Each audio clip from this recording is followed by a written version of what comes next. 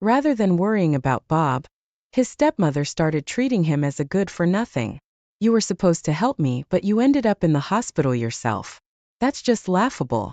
In this condition, the treatment will be expensive, and you won't be able to send money to me." I was astonished at these unbelievable words from his stepmother, and found myself glaring at her. "Bob was driving to take care of you." She looked at me with a smug face and a cold gaze. "But Bob was driving drunk, right? He brought this upon himself. Uncle Bob said to check inside the closet." I was confused by this sudden remark. "Don't worry. Uncle Bob told me to look inside the closet. I'm Michelle, a 30-year-old housewife.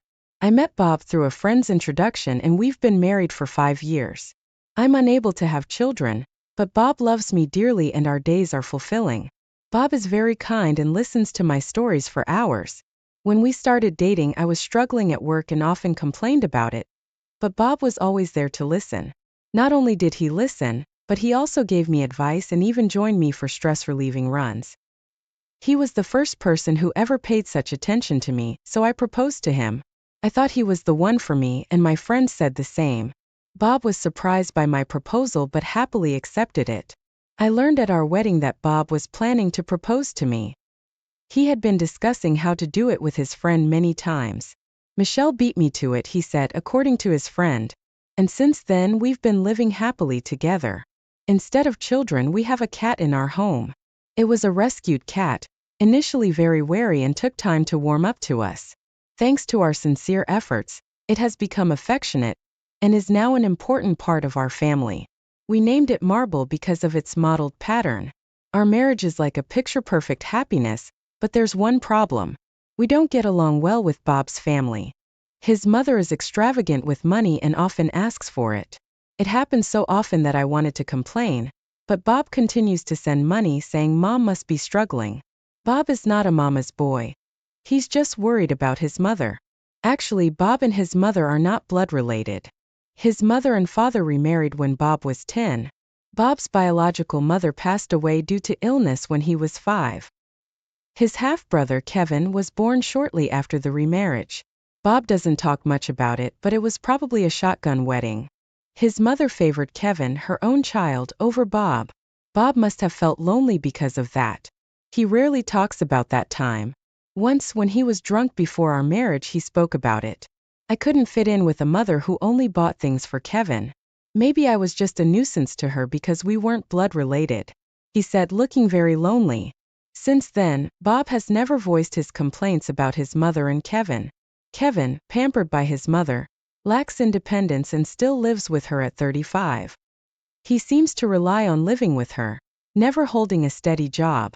He only works part-time at convenience stores or does day labor when he feels like it. All his money goes to his own pocket money, probably spent on alcohol. He loves drinking and gets drunk almost every day. Bob's stepmother, complaining about the cost of living with Kevin, would often cry to Bob and beg for money every month. To me, it seemed like Bob's in-laws were just using him. Kevin grew up spoiled and had been in trouble with the police several times. He started rebelling in middle school, getting caught for shoplifting and theft. Bob, being 10 years older, had to go to the police station numerous times, bow his head in apology and vouch for Kevin. He even had to clean up Kevin's messes by apologizing to the victims. Apparently, Kevin couldn't resist his desires. If he wanted something, he had to have it. As a child, he would snatch toys from other kids, and as he grew older, he wanted bikes and cars. Stealing bikes or cars was a serious crime, invariably leading to police involvement. Kevin eventually dropped out of high school and has been aimlessly living ever since. In addition to being greedy, Kevin had a habit of looking down on others. He probably felt superior by belittling people. I was an easy target for him. Whenever I visited Bob's family home, Kevin, lounging on the living room sofa and fiddling with his smartphone, would start insulting me. "You always look so plain." "Well, I guess you're just right for a guy like my brother," he'd mutter to himself, not even looking at me. I would just bow my head in silence, not wanting to cause any trouble. I wanted to get along with Bob's family. But instead of defending me, Bob's stepmother would take Kevin's side. Bob, being the eldest, didn't even bother to take care of his parents and left home. But Kevin stayed. He's such a sweet kid. Kevin's staying wasn't for his mother's sake. He simply lacked the financial means to live independently. He just wanted to leech off the comfort of his parents' home like a parasite. I wanted to retort, but it was clear that arguing would be futile, so I just kept quiet and forced a vague smile. Arguing with his stepmother, who was siding with Kevin, would have been pointless. The only one who was kind to Bob and his family was his father, but he suddenly passed away last year, adding to the tension between our families. Bob's family owned quite a bit of land, as their ancestors had been farmers. To avoid inheritance disputes, Bob's father had made a will and left it with a lawyer. According to the will, Bob would inherit the house and land, while the savings would be divided between his stepmother and Kevin. The land had become fallow, generating no income and only incurring taxes, which made his stepmother and Kevin reluctant to inherit it. There were no objections to the will from his stepmother, Kevin, or Bob, so the inheritance was divided accordingly. Later, the lawyer confided in me, Bob will surely make good use of the land. Be careful, as his stepmother and Kevin will likely spend their money quickly. He relayed his father's message. His father had recognized Bob. He probably felt guilty about how his wife treated Bob, and left the land to him as a form of atonement. He wanted Bob to be happy. After his father's death, I thought we would become estranged from Bob's family, but his stepmother said she wanted to keep in touch more than ever. I was wary, suspecting an ulterior motive, but Bob was happy with his stepmother's request, saying they should keep a good relationship. Mom must feel lonely without Dad. Despite everything, she raised me well. Now it's time to repay her. I couldn't agree. They had used Bob so much, and it seemed they were planning to do the same again. But seeing how happy Bob was, I couldn't say anything. Instead, I poured out my frustrations to our cat, Marble. Marble would curl up on my lap and listen as I vented. After that, Bob's stepmother started exploiting us even more. It was more like being used as a workhorse. Anyway, Bob's mother keeps calling either me or Bob. It takes about an hour by car to get to his family home, which is just over a mountain. His mother calls us for petty reasons like the light bulb might go out, I need a ride for shopping, or there's a bug in the house. Feels like harassment. Then it escalates to I'm short on money this month, so send more. I was furious with her selfish behavior, but Bob happily obliged. I questioned it, especially when it came to money, but I couldn't stand against Bob's desire to help his mother. Her argument was Bob, being the eldest and having inherited the house and land, should naturally take care of his parents. But didn't she and Kevin inherit the money? It's strange that they're asking Bob, who's already paying the taxes, to arrange for more money. As the lawyer said, perhaps they've already spent the inherited money. What worried me was that Bob often came back from his home looking upset and downcast. Seeing Bob's unusual demeanor, I decided to ask him, your complexion is off. Did your mother say something to you? Bob shook his head and mumbled, well, it's probably my fault. With that, he left the room and went to take a bath. In hindsight, I wonder if things would have been different if I had pressed him more at that time. I couldn't help but feel regret as I got caught up in an unstoppable event. About a month later, during a 3-day weekend, Bob and I planned a trip to a hot spring spa. Oddly, the night before, Kevin came to our house. He wanted to have a drink with his brother after a long time and brought an expensive whiskey. Bob was delighted to welcome Kevin. That day, Kevin was unusually cheerful, not only refraining from insulting me but even complimenting me. The house is neatly organized, the food is delicious. I wish I had a wife like you, he praised me creepily. Feeling uncomfortable, I told Bob, remember, we have a trip tomorrow, so don't overdo it, and I retired to our room early. Bob seemed to have a great time and continued drinking late into the night. I could hear their lively voices even in the bedroom. The next morning, as I was getting ready for the trip, Bob received a call from his mother. I had a bad feeling. Bob's expression turned serious. That's terrible. I'll come right away. Hearing this, I looked up to the heavens. There goes our trip. Mom's got a high fever. I'm going to take care of her now.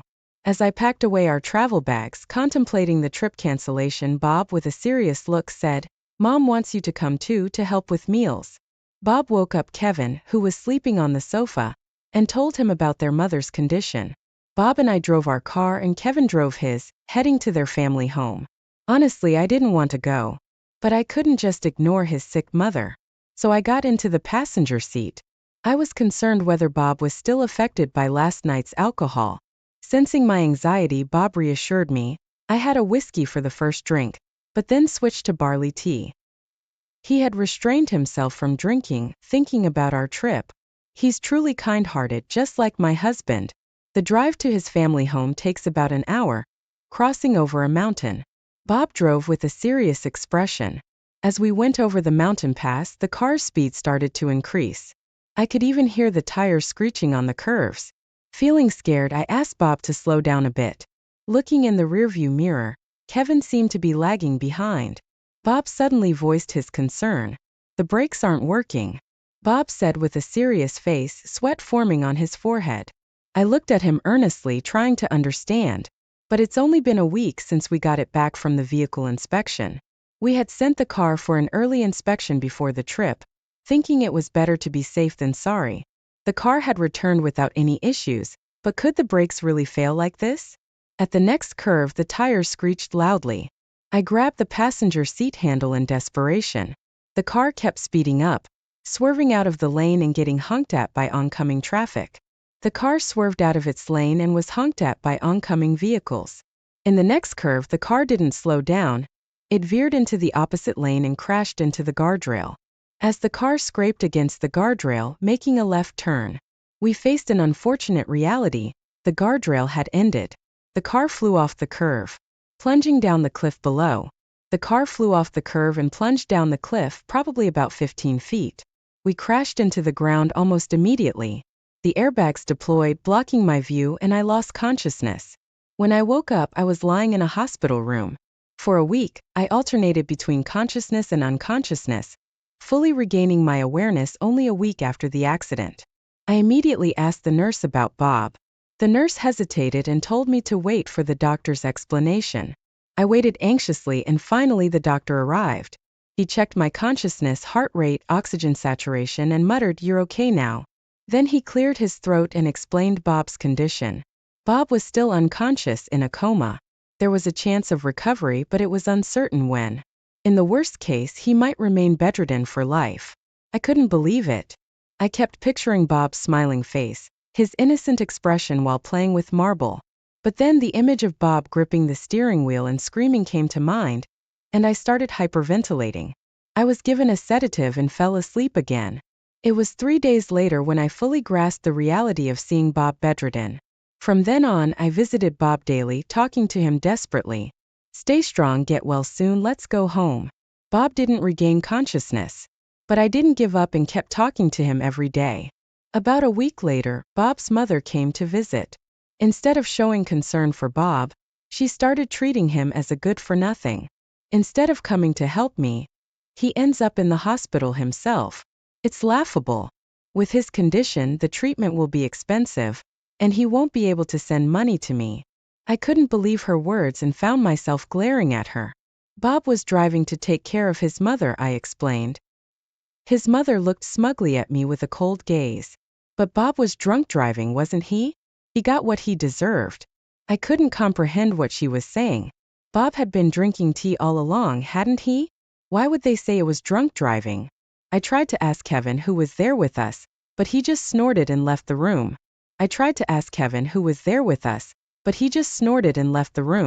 His parting words, "Don't forget to send money," lingered in my ears. Confused and overwhelmed, I was trying to make sense of it all when my sister and niece arrived to visit me, almost as if replacing my mother-in-law. My sister had moved to a remote island when she got married, so we hardly met.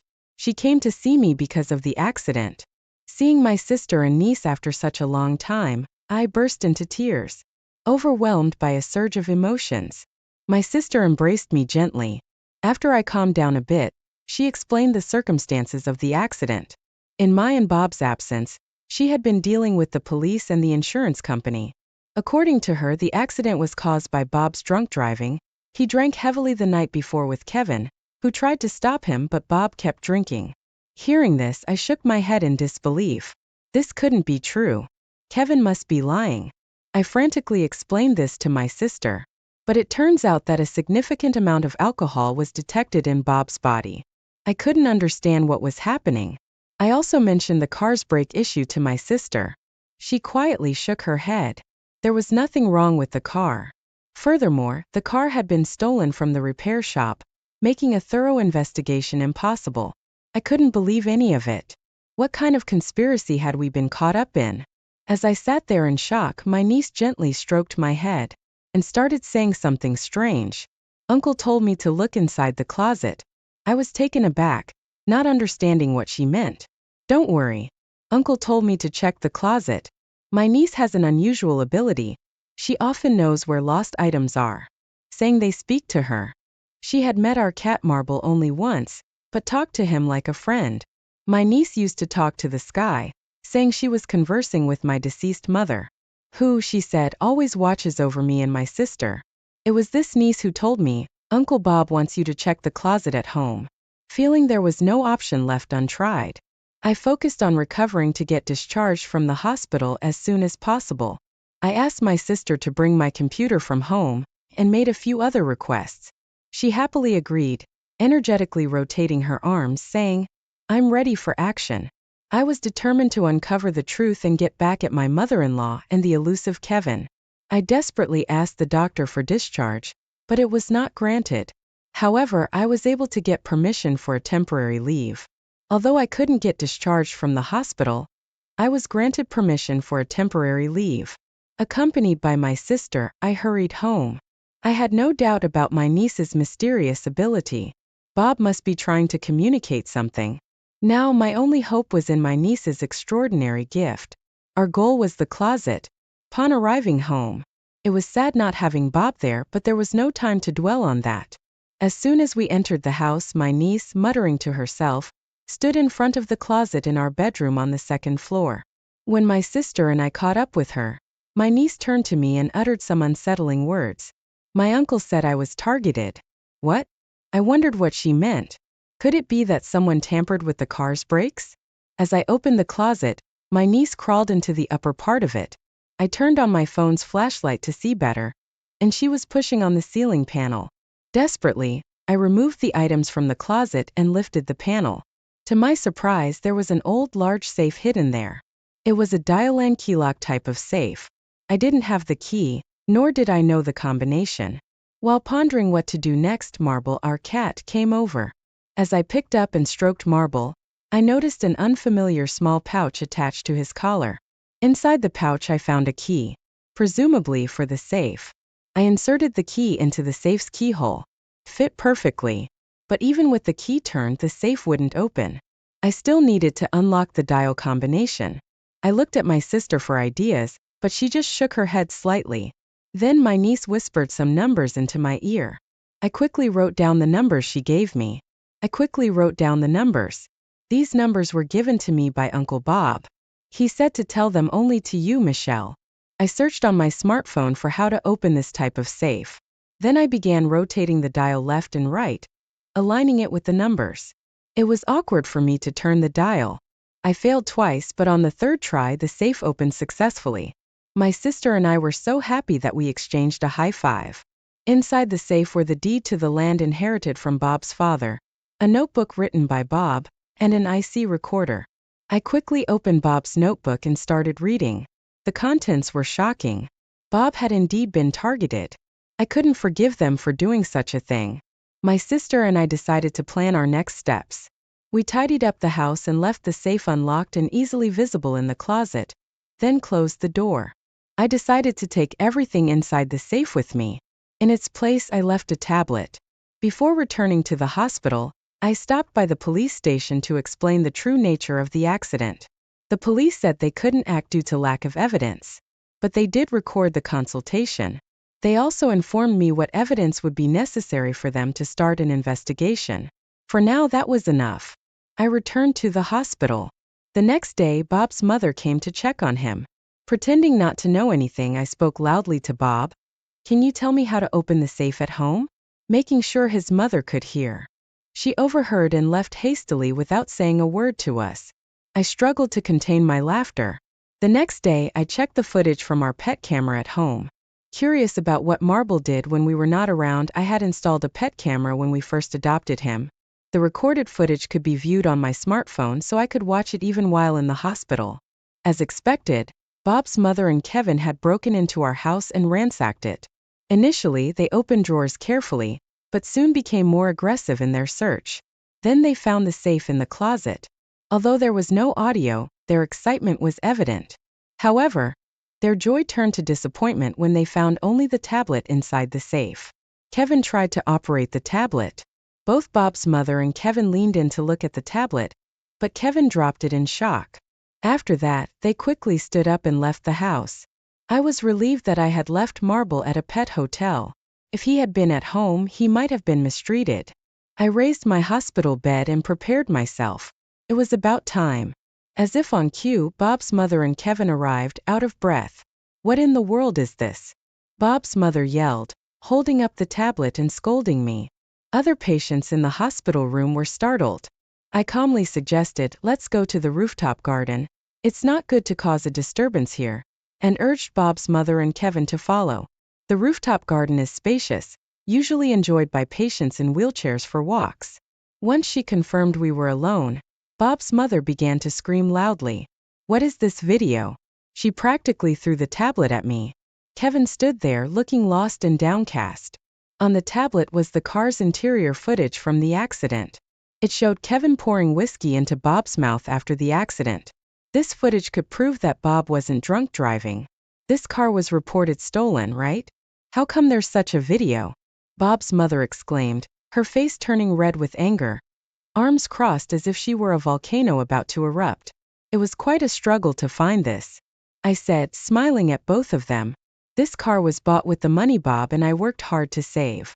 We wanted to take good care of it, so we installed a GPS tracker. Bob's mother and Kevin's faces turned to shock. Perhaps something had dawned on them.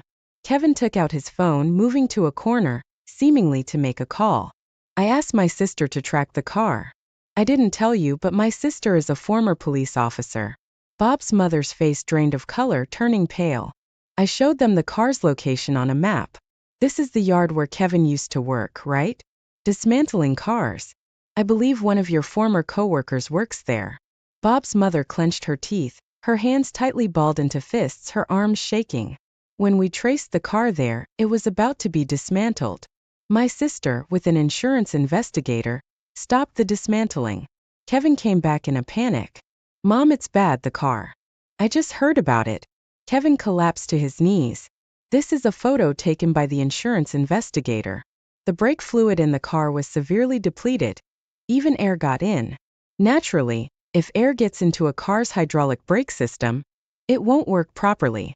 Moreover, the photo showed oily fingerprints all over it. Whose fingerprints are these, I wonder? I asked Kevin maliciously as he sat collapsed on the floor. Kevin kept muttering, "It's not true. It's not true," repeatedly in a low voice. Bob's mother stood there dumbstruck.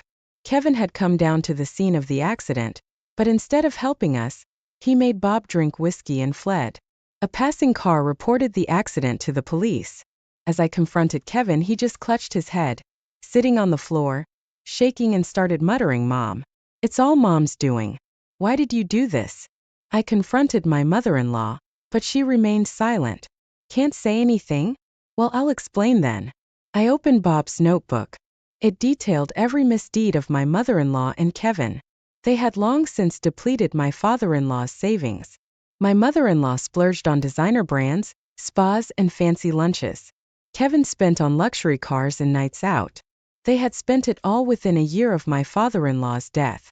No wonder they kept asking us for money. The notebook also mentioned how they pressured Bob to hand over his land. They learned that Bob's inherited land, previously neglected, was now in a city redevelopment area. Smelling money, they started pressuring Bob to hand over the land. My mother-in-law tried everything, coaxing, flattering, threatening. No wonder Bob looked so down whenever he returned from his parents' house. If only I had listened to him back then, he wouldn't be bedridden now.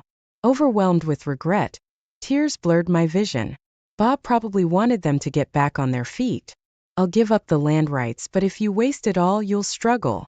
So please get a job," Bob had pleaded with them. Hearing this, my mother-in-law crossed her arms and sighed. That notebook is just Bob's whining. It's not evidence. I took out my voice recorder. This is the recording of Bob's visit to your place. I glared at my mother-in-law and Kevin and pressed play. Bob, I'd like some tea. The tea leaves are in the kitchen. Got it, the kitchen. I'll make some tea. The sound of a chair moving could be heard. Bob was heading to the kitchen. Listen, Kevin. Go to Bob's house and tamper with his car. My mother-in-law's malicious voice played back. She muttered damn it under her breath. I continued playing the recording. Are we really doing this? Kevin sounded hesitant. It must have all been my mother-in-law's plan. We have to. If both are gone, it's not just the land rights. We'll get the insurance money too. No matter how many times I heard it, I felt sick. Such malice, could it really be done by humans? My mother-in-law and Kevin slumped down, defeated. I'm sorry, please forgive me, we really needed the money. My mother-in-law cried loudly. I felt a bit sorry for her and bent down to offer a handkerchief. That's when she grabbed my bag containing the voice recorder and tablet with evidence and ran off. Kevin, come on. Startled, Kevin charged at me. I lost my balance and fell. Kevin sneered, serves you right, as he ran away. I slowly got up. How twisted can they be? Running away won't change anything. I took out my smartphone and pressed the call button. Sis, they're heading your way. Rubbing my back, I started walking. I knew where my mother-in-law and Kevin were going. When I entered the hospital room, they were surrounded by the police. I knew this would happen. My mother-in-law and Kevin were hanging their heads. Both had handkerchiefs covering their handcuffed hands. They must have been arrested. My sister was talking to a tough-looking detective. She glanced at me, gave a thumbs up and winked. The detective looked at me and saluted. Feeling a bit embarrassed, I smiled back. After visiting me, my sister had consulted with her former colleague, the detective. The police couldn't act without evidence. However, if life insurance was involved, the insurance company's investigator would get involved. My sister, advised by the detective, sought the help of the insurance investigator. They used GPS to track down the car to a yard where it was parked. Upon checking the car's interior footage, they saw Kevin acting suspiciously. The insurance company seized the car, and further investigation at a designated workshop revealed the brake tampering. We thought this was sufficient evidence, but just to be safe, my sister left a record of the police consultation. At that time, we kept the discovery of the car from the police. I couldn't be satisfied with just having the police arrest them. I wanted to be the one to bring them to justice. That's how my mother-in-law and Kevin were arrested in this hospital room. As they were led out of the room by the police, I coughed loudly to get their attention. My mother-in-law and Kevin turned to look at me. Don't mess with me. You sacrificed Bob for your greed. Do you realize how much he trusted you? He always hoped you would recover. From my bag, I threw a sobriety flyer from an NPO and a home renovation flyer at them. Kevin, Bob always said you should quit drinking because it's bad for your health. I pointed at Kevin. And you, Bob was thinking of living with you someday. He was planning renovations for that, but you tried to turn his life into money. Don't mess with me. I loudly condemned them, and they cowered under my intensity, hurried out by the police. As I panted, I heard the sound of sheets rustling on the bed. I approached Bob and saw his lips move slightly. Instinctively, I grabbed his hand. You're too loud. Woke me up. Bob murmured, waking up. My loud voice had apparently awakened him. Though I thought it was rude, I couldn't help but cry tears of joy. I had not given up, but I was prepared for the possibility that he might not wake up. The relief was overwhelming. Bob looked at me with kind eyes.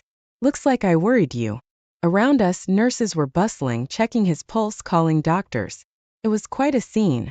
I couldn't help but wish they would be a bit quieter. The doctor checked Bob's consciousness by shining a light in his eyes and smiled with relief.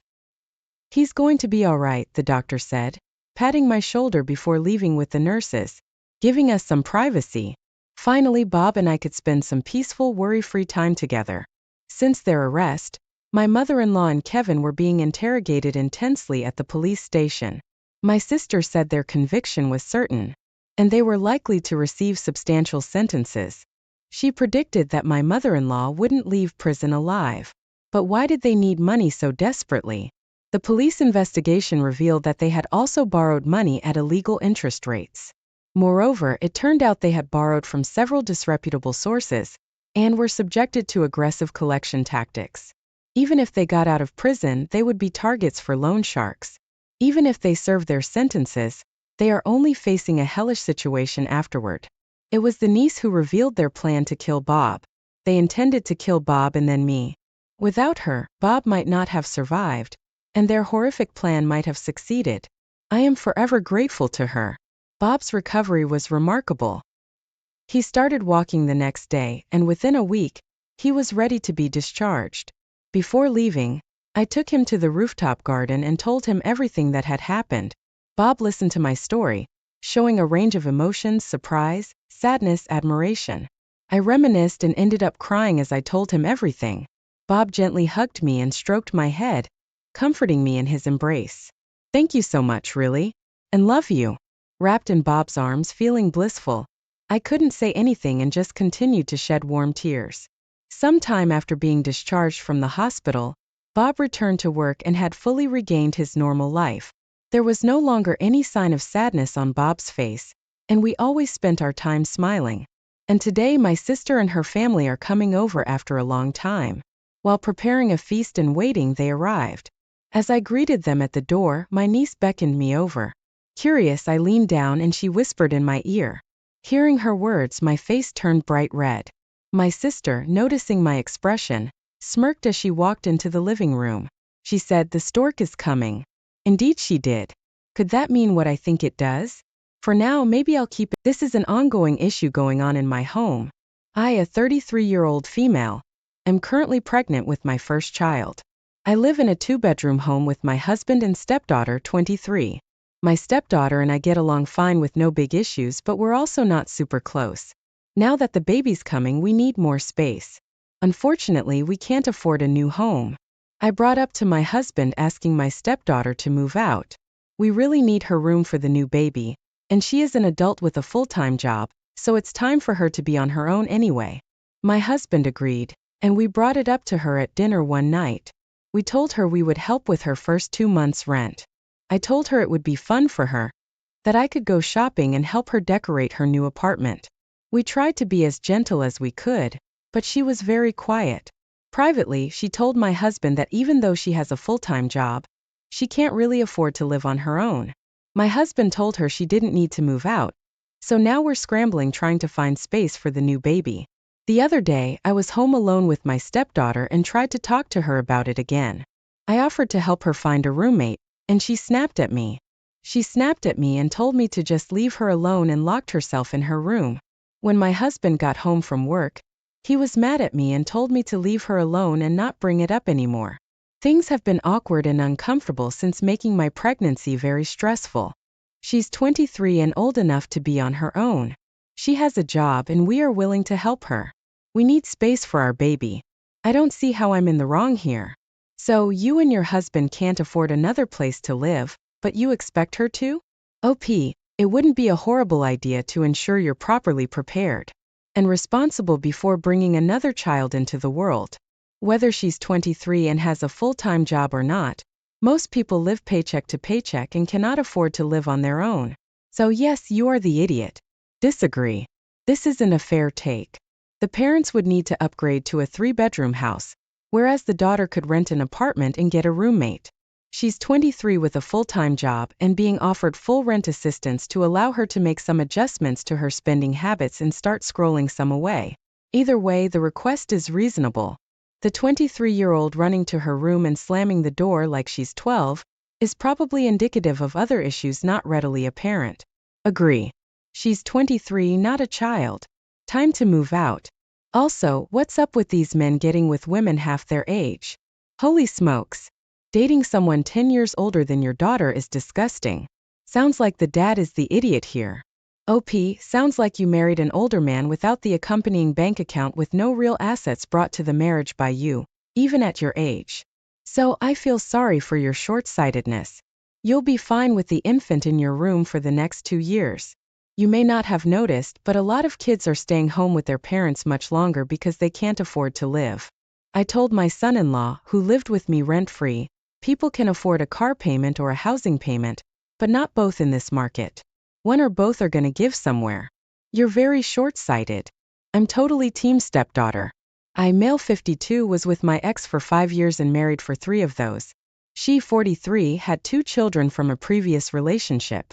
She was receiving child support from her ex, and we only married after she stopped getting alimony. Her kids were a part of my life from ages 10 to 14. We were on good terms, but they had a father, and they were on good terms with him, as it should be. They were civil and well behaved when they spent time with us. I've never had kids and did never plan on having kids, so it was a new experience for me. It was interesting, but I was happy I dealt with them when they were already partly grown. My relationship with their mom didn't last, unfortunately. It might have been better if we hadn't gone from having fairly independent lives for our first year of marriage to being locked into our house together 24/7 for the next 2 years. We divorced 2 years ago. We were older when we met and we both had careers. So we had a prenup. I kept the house that I owned before we were married, and she got some money from the retirement fund we set up. We're from a small town outside of a big city, so we saw each other every once in a while at the grocery store or at social events. The older kid is starting college this September. I remember helping them plan out their high school AP classes and talking about them getting a car if they wanted to drive from town to a train station for school. Never happened. I never got them a car. Now they're starting college and I saw my ex-stepdaughter, and she asked if I was still planning on helping her out. I said no. My help was kind of contingent on me being in a relationship with their mom. She got upset and said that the help that she got from her father was independent of his relationship with her mom. I didn't want to have this conversation or explain to an 18-year-old girl exactly why I wasn't willing to drop a few $1,000s on a kid I had no real connection to. I had only seen her 6 or 7 times since the divorce. Then my ex called me up and said I was an idiot for going back on a promise to her daughter. I couldn't believe I had to explain to her why I didn't know her kid anything. Am I the idiot? How does she not understand the difference between her father's responsibility to her versus her mother's ex-husband's responsibility to her? She's 18, not a young child. OP, not your circus, not your monkeys. You are not the idiot. LOL. And the ex is the main attraction in her circus. Also, I'm not sure how this kid will cope in college with reasoning skills like this. OP, you were only together for 5 years, and the kid's father was involved. So why is it their dad helping? Your first red flag should have been her not marrying you until her alimony ran out. People these days never cease to amaze me. I had this same thought. I also wouldn't be surprised if mom was telling her that OP would still be helping out. She should be providing for her own child. You are a legal stranger and have no reason to do anything for these kids. How ridiculous. Oliver, my cousin, and I are almost the same age. We went to university to study the same thing. The difference was that I started working as an intern halfway through uni, and after I got my Bachelor of Science, the company offered me a full-time position, which I gladly took and didn't go to a master's program. Oliver, unlike me, went to get his master's and started working years after I did. Oliver always told me what a mistake I made by not getting my Master of Science degree. I'll always be paid less than him. No company will give me higher roles. I'll get stuck at the bottom of the ladder, etc. He stopped for a little bit after finishing his studies, but recently he started again, stronger than ever. At Christmas, he told me that now that he has a master's and 4 years of work experience, he will overtake me quickly. In his company, he'll soon apply in 1 or 2 years to a higher role, and he knows they wouldn't hire a person without a master's degree for that role. That was when I decided to be petty and applied to Oliver's company for said role. I got the offer this week and it's actually even higher paid than I expected it to be. I told Oliver about the offer without specifying the salary, and he threw a fit. He called me a petty idiot and told me that it was insane that I would go to such lengths out of my inferiority complex. Our entire family's on his side, and now they treat me like a jealous, mean bully. I mean, yes, it was petty, but nobody said a word when they heard Oliver tell me, during family Christmas dinner, that I'd always be a nobody stuck at the bottom of the corporate ladder. I only wanted to prove him wrong, and it was fun testing myself. Am I the idiot? Not the idiot, and honestly, well done. I aspired at your level of pettiness. I mean, if you're taking the job and can do the work, heck, maybe even if you don't take the job, I don't think you're an idiot. Oliver's an idiot, and the family was apparently fine with him treating you that way. So kudos. Seriously, well played. His logic is so strange. You wouldn't be able to do this. You're doing it. Hey, that's not allowed. Not to mention the glaring projection. You only applied for the job because of your inferiority complex. But apparently, the cousin constantly putting OP down and praising himself is not evidence of the cousin's inferiority complex? Everyone's the idiot here. You both are acting petty and poking each other to make the other one angry. Why? Lay off each other for a while. If you put all this competitive prodding behavior aside, you could help each other succeed since you're both in the same field. Leaping on a supposed friend's career opportunity, just to show him up was a total idiot move. I have a son, 20, who's studying engineering in college, and has recently found the study material a little difficult and needs to work on it. A few days ago, he came home from the dorm for the weekend to cool off a little bit. On Sunday, my wife went into my son's room, and I could tell he was a little agitated trying to work on something he didn't fully understand. My wife tried to console and reason with him, but he raised his voice at her, telling her to leave him alone. Then my wife told him to pack his bags and that he was returning to the dorm, that he couldn't be here if he was going to act like that. My son tried to talk over her to shut her up, but my wife wasn't having any of it, telling him that she wouldn't relent until he either calmed down or packed his stuff and that she would not be held emotionally hostage by my son. Then he started to call her an overbearing witch and all sorts of other nasty names, to which I had to bark at my son and tell him to stop it right now and that he doesn't get to call my wife names or there'll be problems if he doesn't de-escalate.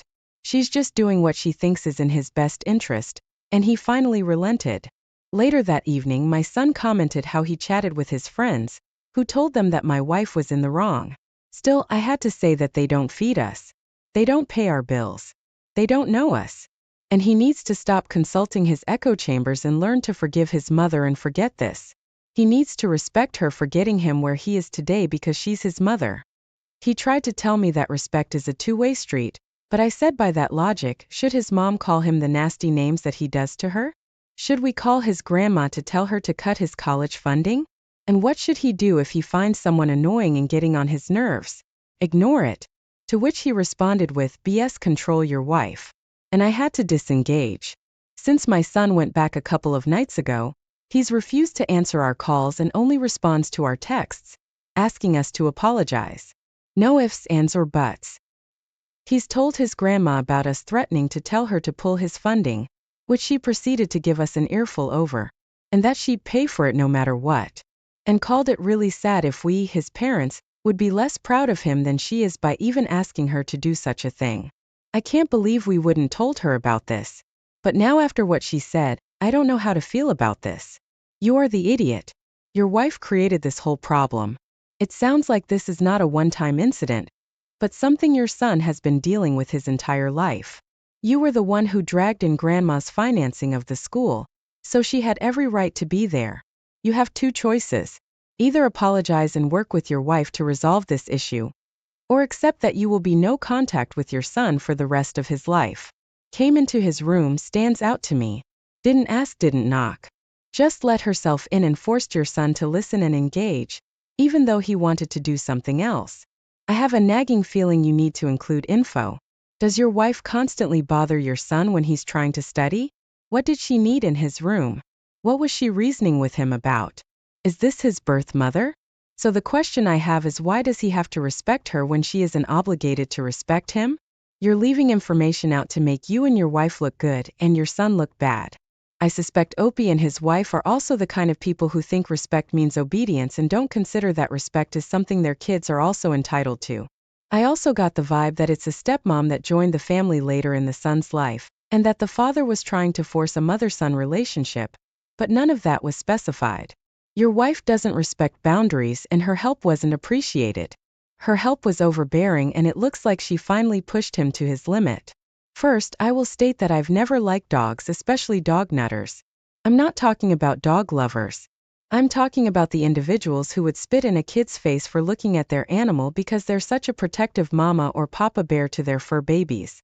This seems judgmental and perhaps it is, but added to the context, what I mentioned above describes a good 70% of my family and my fiancé's family combined. Most are kid-free, but treat their dogs like royalty while treating everyone else like crap. I was excluded a lot until I was over the age of 18 simply because they preferred dogs to children and were very vocal and rude about it. I couldn't even go to a family event as a child without being overlooked by most adults. Multiple gifts were handed out to the dogs and hundreds of photos were taken of them when I got maybe one or two things and no photos.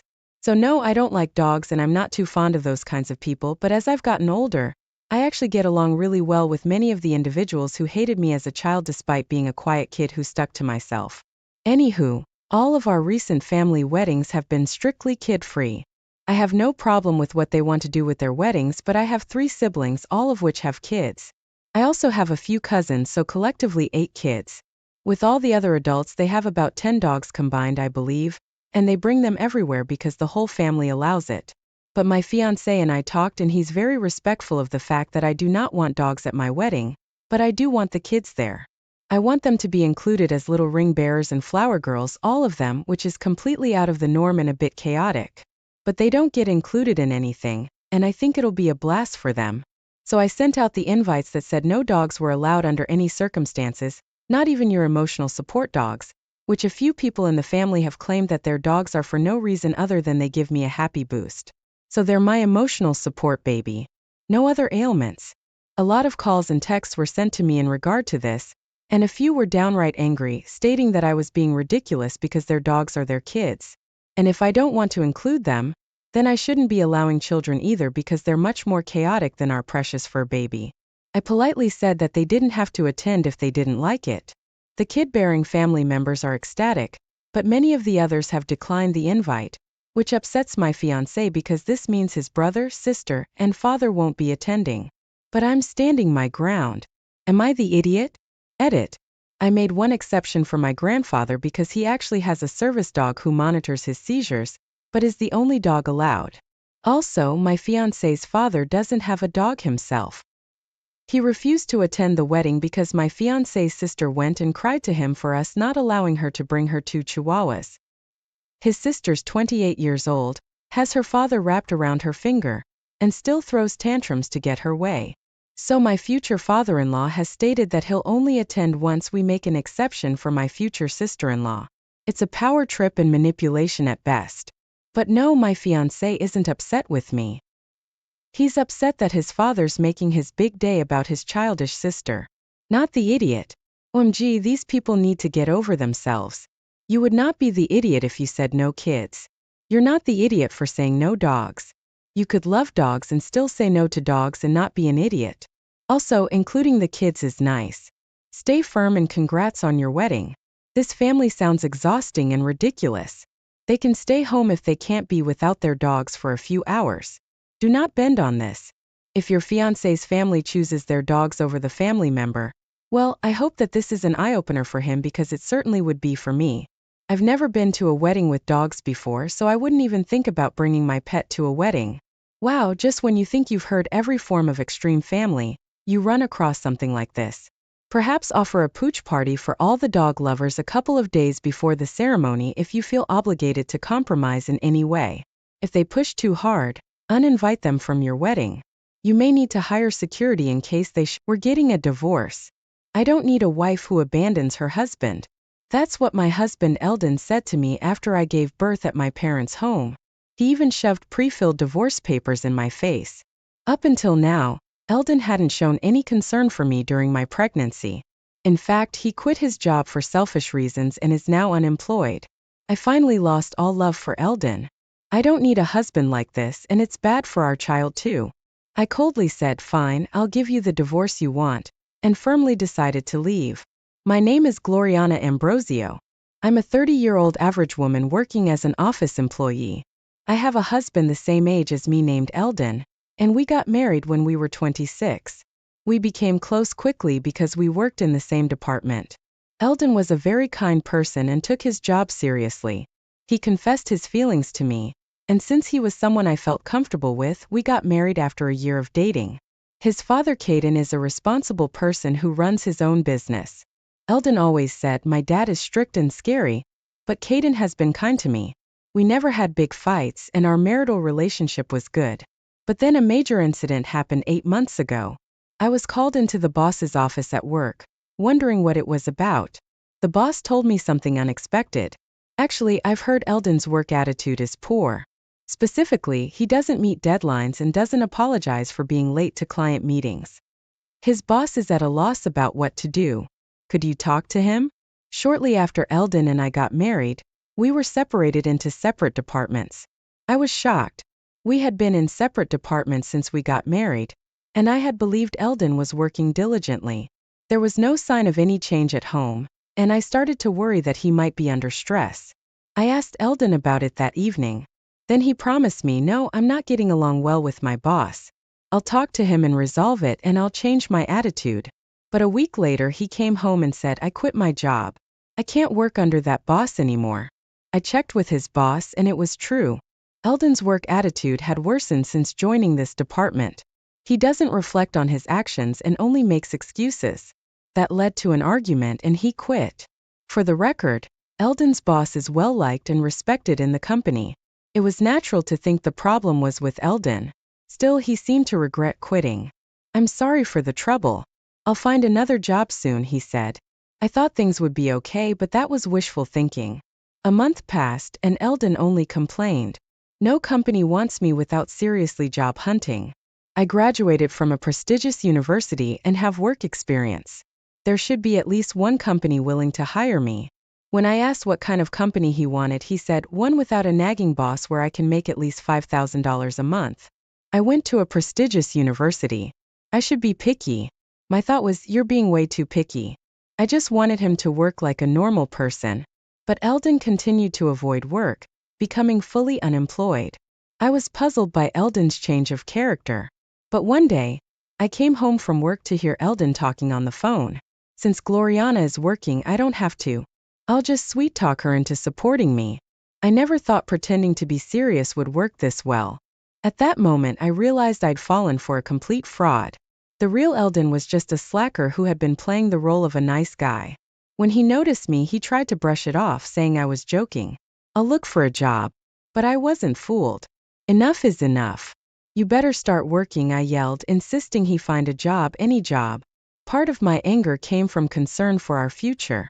But there was another more pressing reason: I was pregnant. I found out I was expecting around the same time Eldon quit his job. Raising a child costs money, so I wanted Eldon to find stable employment. But as I mentioned, Eldon remained jobless and didn't care much for my pregnant condition. I was struggling with morning sickness and other issues, making household chores difficult. Yet Eldon lay on the sofa eating potato chips, even saying pregnancy isn't an illness. Deal with it.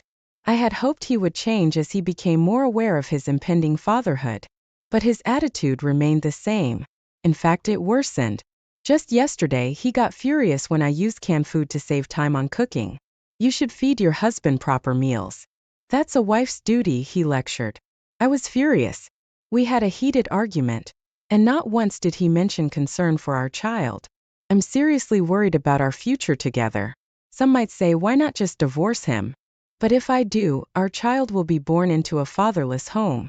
I'm emotionally unstable, especially with my first pregnancy, and the due date is approaching.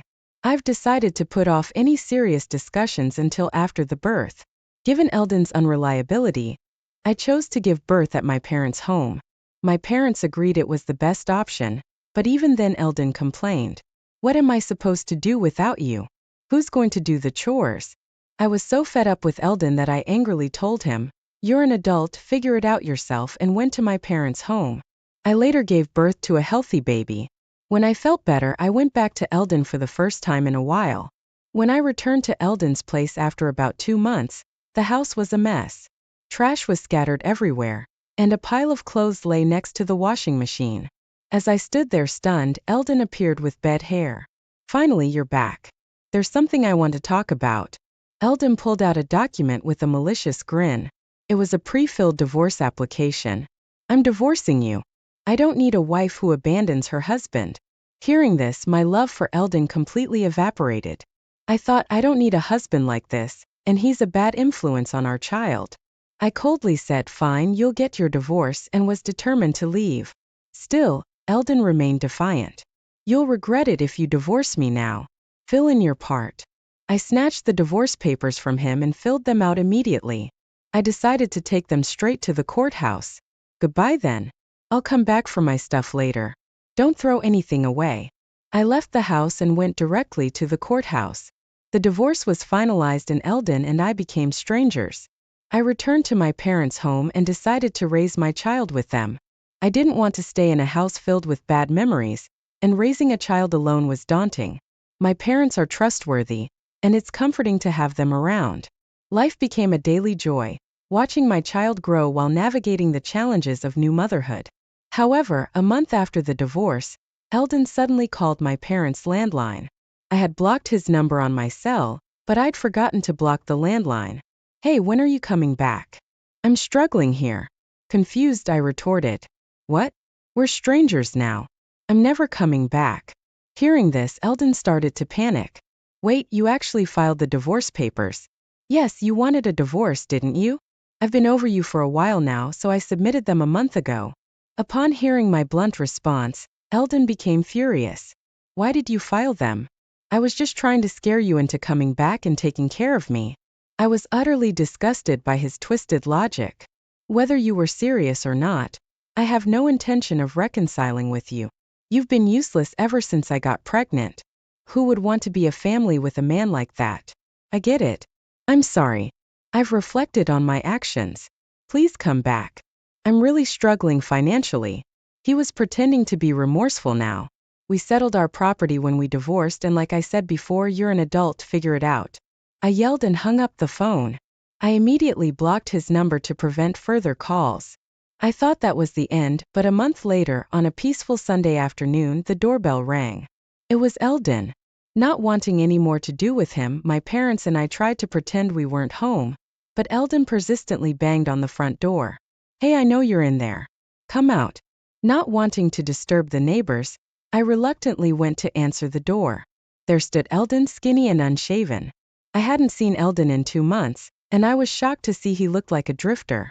Without asking, he walked into the house and sat arrogantly on the sofa. Gloriana, I need money. Just $1,000. I'm really struggling here. So why don't you get a job? You have a degree from a prestigious university, and you're not too old to work. Annoyed, I said this and Eldon began to explain. Actually, I've decided to make money through investment.